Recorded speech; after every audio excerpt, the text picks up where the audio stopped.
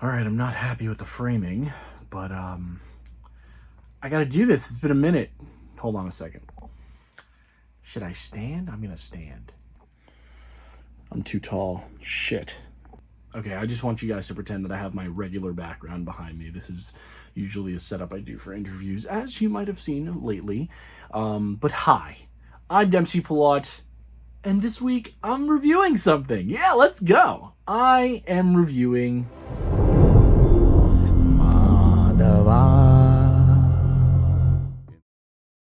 So, did not plan to review anything at all. I just got to say that first and foremost, although it's probably kind of obvious because this is my camera back here. Battery's dead. Did not have the time to charge it. So I'm recording on my phone, which I hope sounds okay because I didn't have time to really test it, actually. Let me do that real fast. Okay, it's fixed. That will probably be the last jump cut. Let's hope. Probably not. But let's go back into why I'm doing this video, because as you may have noticed, and as I hinted at before, I haven't done a review in a while. It's not because I haven't wanted to. I have actually been doing reviews, but I've been working more on like written stuff. And if you haven't read any of my reviews, I will leave a bunch of links down below in the description. I've kind of, not that I took a step back from doing video reviews. I mean, I literally took a step back, but I didn't have time for it. I didn't have to, like, it's one thing to shoot and then edit, whereas it was much easier to just churn out some written ones. And I mean, I've always loved doing the video reviews, so hopefully I can weasel my way back into it, even though weasel is not the right term at all. But let's go into why I decided to, why I really felt compelled to do a video review. Because this movie literally compelled me. I was going to the movies this weekend. I went to go see A Quiet Place day one, which was good. Okay. Michael Sarnowski, definitely a guy to be on the lookout for. Between Pig and this, ooh, the man's got really a knack for, you know, making human stories, or stories that touch on like human emotion. But this is not about A Quiet Place day one. That was not the movie that compelled me to do this, as you probably already knew from the title. The movie was actually called Kalki, 2898 AD. I, this morning, had no idea what that movie was. I was, after I saw A Quiet Place, I wanted to see something else. I really wanted to see Kinds of Kindness, if I'm being very honest. But my local theater did not have that film. What they did have was Horizon, the Kevin Costner movie, part one. I have nothing against Kevin Costner, but I did not want to see that movie. And I looked at the runtime, and it was 3 hours long. And I was like, I don't know if I really want to like watch it. Well, let's see what else they had. They had everything else that they had I seen already, except for this one movie that I saw was sold out. And I was like, I haven't heard of this movie. How's it sold out? Is it like a limited engagement? So I clicked on it. The screening that had just passed at the time was sold out, and the next one was almost full. And I was like, Kalki, what the hell is this? I Google it real fast to see, oh, it's an Indian movie. I was like, okay, it sounds interesting. I mean, I've seen tons of Indian movies before, but then after the fact, you know, when like word of mouth had built up, I think the most prominent in recent years was like RRR, which I think everybody saw and a lot of people loved, especially myself. But I was like, I didn't hear anything about it. So a quick Wikipedia search, I saw what it was about vaguely. I was like, okay, it's a science fiction movie. I was like, I could do sci-fi. I didn't recognize any of the stars. And the one thing that really got me also was those 3 hours, similar to Horizon. And I was like, I didn't want to spend it on, I don't want to spend my time on Horizon. Am I really going to do this? But something inside of me was like, just give it a chance, give it a shot. It's like the best thing to do. I think the best movie going experience that any of us could have is to go into something completely blind. Because, I mean, I don't know about you, but some of my best movie going experiences as kids with my parents is going to see movies that I had no idea what the hell that I was getting into. It's something that they wanted. I didn't really get a chance to, you know, an option as for some of the movies they selected when I was a kid. And some of those are like classics. And I think of like Signs, Armageddon, like some really great movies from the late 90s, early 2000s. But so I was like, going blind, MC. And I was blown away. Kalki 2898 AD was directed by Nag Ashwin, and I apologize in advance if I'm butchering any of these names. Please forgive me. It features an ensemble cast consisting of Amitabh Bachchan, Kamal Haasan, Prabhas, Deepika Padukone, which I do know the name, but I'm not sure if I'm pronouncing it right. I'm sorry once again, and Disha Patani. And I mean, that's just a fraction of the cast. We'll also talk about that in a second. But the film follows a group of strangers in the distant future who are on a mission to save an unborn child. And that is the Wikipedia synopsis, okay? I'm going to give you my own synopsis so that you get a better understanding, even though I do recommend going into this film completely blind. So if you want to skip ahead a little bit, I'll put the safe timestamp on the screen right now. So the film opens up thousands of years in the past, right? There's this giant war, and there's this really obnoxious god who manages to wipe out all of these people and like an entire kingdom's worth of people. And even after the battle, like he is so like set on like destroying this bloodline that he manages to find the last hair and kill that too. This is all like in the first 2 minutes of the movie. And then out of nowhere, this other god comes. And he's so disappointed with him. And he's like, you're so arrogant. How dare you do this? And the guy's still so arrogant. He's like, what are you going to do? You going to kill me? Not only does he not kill him, he gives him the curse of immortality. But it's not immortality like in the actual sense. Like he can still get hurt. He will still feel wounds. I think it's even said that like his wounds will take longer to heal, but they'll still heal. And on top of that, this is why I said it's not that he's never going to die. He says that he's going to stay alive until the god dies and is reborn again. And he's not going to tell him when. He says he'll know. And from that moment on, the movie skips 6,000 years in the future. And it's supposed to be at this time. It's like, the best way I could describe it is it's like Mad Max times Star Wars.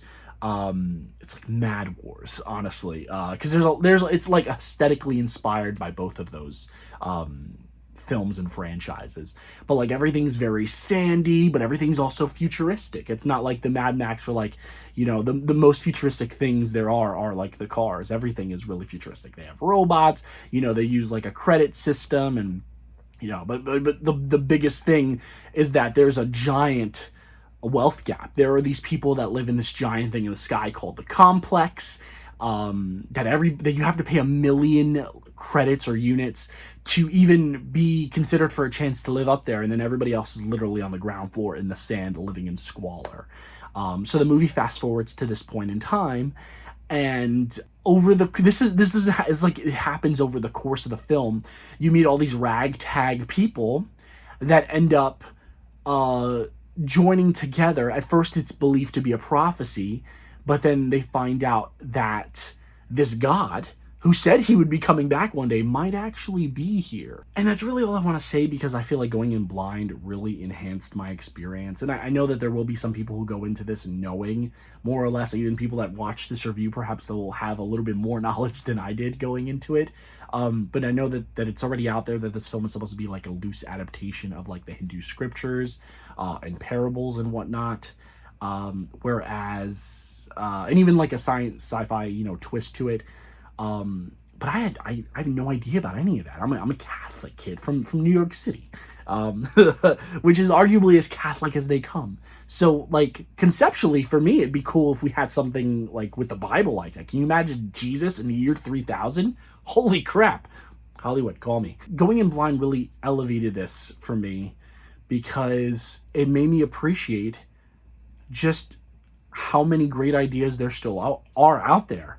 And then it also made me, you know, take a step back and, you know, realize that like not everything is as formulaic as Hollywood stories are, right? Like we go see action movies, go see sci-fi movies, and we know the beats. We know, oh, that guy's a villain. Like literally, I went to go see Bad Boys a few weeks ago with my friends, and we like when Ian Griffith's character, spoiler alert if you haven't seen Bad Boys, Ian Griffith's character pops up, we all groaned. We're like, that guy is giving us like major villain energy, and we were right. Like, you know, so by now you've seen so many movies, you probably know what's going to happen. But with international films, it's never like that. And I'll use Parasite as a great example. The first 5 minutes of that movie, you would not be able to tell what the hell is going to happen in the rest of it. In the last 5 minutes, too. You would never... The first 5 minutes, last 5 minutes, totally different. Totally different movies. But the ride in between is incredible. And the same thing here. The ride in between is phenomenal. There's so much to appreciate in this movie. The plot, the acting, the characters, the twists. Oh my god, the twists are so great. Like I said, if this was an American movie, I would have seen so many of the twists from miles away. But to give you an idea of just how, like, incredible the twists are in this movie, the movie ends on a massive cliffhanger. So you can imagine my surprise, not knowing anything that's happening and wondering how the hell they're going to cap this movie off, for it to just end, and then 2 seconds later, massive reveal that this is the start of a cinematic universe. Like, a fair comparison, right? Can you imagine in the first Iron Man movie, where instead of Sam Jackson at the end, Thanos popped up, okay? That is what it felt like for me. And honestly, the film literally introduces what I believe to be the Thanos level threat of this franchise at the very end. And it works, which is like the most mind-blowing thing about it, which is like, whereas I feel like I would have been confused seeing Iron Man and Thanos kind of meet at the end of like the first film. Here, you're like, oh, okay, that actually makes sense, and I'm genuinely excited to see what happens. It's just to show you how much this film works. And you meet like a new main character every 10 minutes. That's not even an exaggeration. And some of them disappear.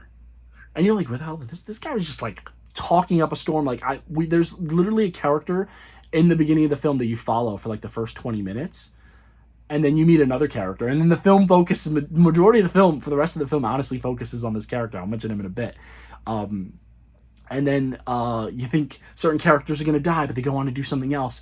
And then other characters that you don't even think anything of end up becoming so integral to the plot and the story. And that just goes to show you not only how much they do in this movie, but how much they really flesh every single character. Yes, even the ones that disappear for a little while and come back, yes, even them, they flesh everyone out so well that you have, even through the smallest of interactions, you get a good sense of who a person is and what they stand for.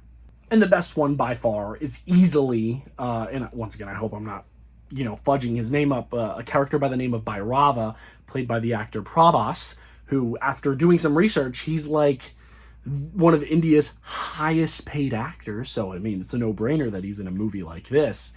But he is not only like the coolest guy, he is the funniest guy. He's like the everyman of this movie. He is like, literally his character is a combination of like Han Solo, Iron Man, and Batman all in one. And I mean that, like, he has gadgets. He has a talking car. So I guess you want to add in Knight Rider as well. Like, this guy is like every cool protagonist over the last 50 years meshed up into a perfect ball, but he's still different. Like, he has an actual relationship with his car, not that kind of relation, like, a talking relationship, and he has a reputation for being a quote-unquote scoundrel, but he's not cool with like being a rebel. Very, very similar to Han Solo, but he's also, as great of a character as he is and as entertaining and as much as you want to root for him, he's also the source of one of the film's largest conflicts. And I don't want to spoil anything, I really don't, because I do think that people should watch this movie and, find out its greatness on your own. But he is like literally like he's drawn into the plot to like save the baby or whatever, like whatever is going on with the god that's supposed to be reincarnated, but he may or may not be in it for the right reasons. And that, to me, took me back, because I was like, I was just rooting for this guy like 10 minutes ago, and now he's like, is he a villain? It's like, what side is he on? What side am I on? And going back to what I said before, and that's just a great example of both the twists this movie has and the phenomenal character development. Now, that's not to say this film isn't without any problems, but truthfully, a lot of the problems I had kind of resolved themselves. For one, the main one being the one with the characters that I mentioned before. Like, a lot of these characters disappear, and there are a lot more characters that are introduced that kind of just fade into obscurity. But now that I know there's going to be another movie, I know that they're probably going to come back in some even bigger capacity. Same thing with the stakes. Things kept on getting bigger and bigger and bigger and bigger until the very end. And I thought the movie was just going to like end on a really high note, like, you know, the big like climax, and then it was just going to end. And, you know, everybody's like, oh, it's all over. The, you know, the world is saved. But now that I know there's going to be another movie, I know, you know, there will be a proper falling action. There will be a proper climax. I'm just very curious to see how much bigger it can get. The only other thing that I will say, but I guess this is kind of like, I hate, for lack of a better word, pandering to the audience. There's a random character that appears in the middle of, an actor, I will say, that I think is playing a character from a different movie or franchise. It seemed like an inside joke. Basically, our bounty hunter Bhairava is driving, and then another person pulls up to him that is not introduced in the movie prior at all. Trust me, this is one character that I definitely did not recognize. And then they do some quick quip about something, and the audience lost it. And it just went right over my head. I was like, oh, okay. So I'm assuming it must have been like a cute little cameo or something, or some cross-reference from a previous Indian movie or something like that. Or maybe it's just like some other joke from, you know, the culture that I just totally misunderstood. And I do feel like there's probably one or two other instances of that. But that's, I mean, I label it as a con, but it's not really a con. It's, you know, it's my detriment. It's my fault because I just am not as, you know, familiar with the culture and most of their films as, you know, a lot of the other people that went to go see this movie. But yeah, I maybe an explainer of some sorts, if there isn't a one online, after you see the film, that might help you if you're also confused like me during the movie, if that makes sense. If I'm talking about real issues in this movie, I think that there are some pieces of information that are revealed, and some also like just things that happen that are really shoehorned in right before the midpoint. And when I say right before the midpoint, I mean literally the midpoint. The film has an intermission, which is awesome, and really obviously like perpetuates that 3-hour runtime. But before and after the midpoint, actually, there are a lot of like conversations that happen and things that happen very quickly and they feel so rushed that they also feel shoehorned in, that it's like, oh, like, why is this happening? Like you will feel like it's out of place and out of pace from the rest of the movie. But like my criticism is that they don't is not that they don't belong, it's that they could have been added elsewhere. And it's kind of perplexing to me that they didn't. I get to do it before the intermission because like, this is happening. Now you have to think about it for like a few minutes. Whereas after, it's like, on top of thinking about that thing that just happened, now you have to deal with this other information and all these other things that are happening. So I don't know. I feel like, I guess the basic way for me to say this is not the pacing, but like, you know, just the sequencing of certain events could have been a little better. I mean, speaking of midpoints of the film, we are in the midpoint of 2024, yet I cannot be more confident that this is going to go down as one of my favorite films of 2024. It is one of my favorite films of 2024 so far. Yeah. If that doesn't tell you something, then, you know, maybe going out and seeing it for yourself will. Whether you're a fan of international films or not, I mean, if you're a fan of film in general, you should see this. No ifs, ands, or buts in any language about it. And for that, I'm going to give this film 4.5 stars. One shot. Complex Kilpota. Now, at the time of recording this, I mean, the last time I checked anyway, it looked like the film was doing very well at the box office. I hope it continues to do well, and I hope that other people that are just as curious as me go to a theater, see the name, and their curiosity gets the best of them too. Guys, thanks so much for taking the time out of your day to view this video. It really does mean the world to me. And I don't know when I'm going to make another review. Maybe it'll be the next week or so. We'll just have to see. But please, please, please, please, please, if you're new here, make sure you hit the subscribe button for new movie-related content soon. Thanks again so much. And until next time, I'm Dempsey Palat. Take care.